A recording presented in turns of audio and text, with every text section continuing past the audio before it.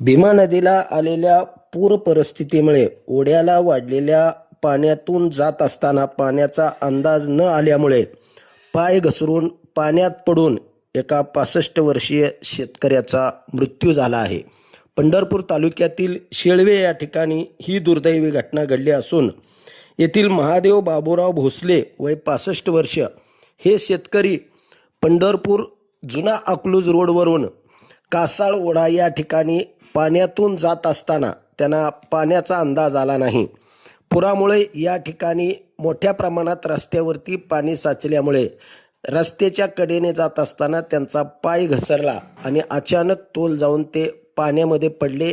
काही वेळ वाहून गेल्यानंतर स्थानिक नागरिकांनी त्यांना वाचवण्याचा प्रयत्न केला, पण त्यांना त्यामध्ये अपयश आलं. अखेर महादेव भोसले यांचा पाण्यामध्ये बुडून मृत्यू झाला आहे.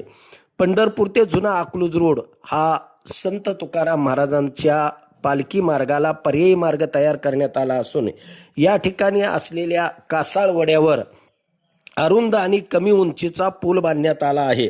त्यामुळं या ठिकाणी नेहमीच असे छोटे मोठे अपघात घडतात. भीमा नदीला वाढलेल्या पूर परिस्थितीमध्ये या ओढ्यावर यापूर्वी देखील अशा प्रकारच्या घटना घडलेल्या आहेत. पंढरपूर तालुक्यातील वाडी कुरोली, शेळवे, पिराची कुरोली या गावातील अनेक शाळकरी विद्यार्थी, शेतकरी तसेच मजुरांना कायम या ओढ्यातील पाण्यामधून प्रवास करावा लागतो आणि अशा वेळी अनेक वेळा यापूर्वी देखील छोटे मोठे अपघात घडले आहेत. येथील स्थानिक नागरिकांनी वारंवार या पुलाची उंची वाढवून त्या ठिकाणी नवीन पूल बांधण्यात यावा अशी मागणी प्रशासनाकडे करून देखील त्याची दखल घेतली नाही.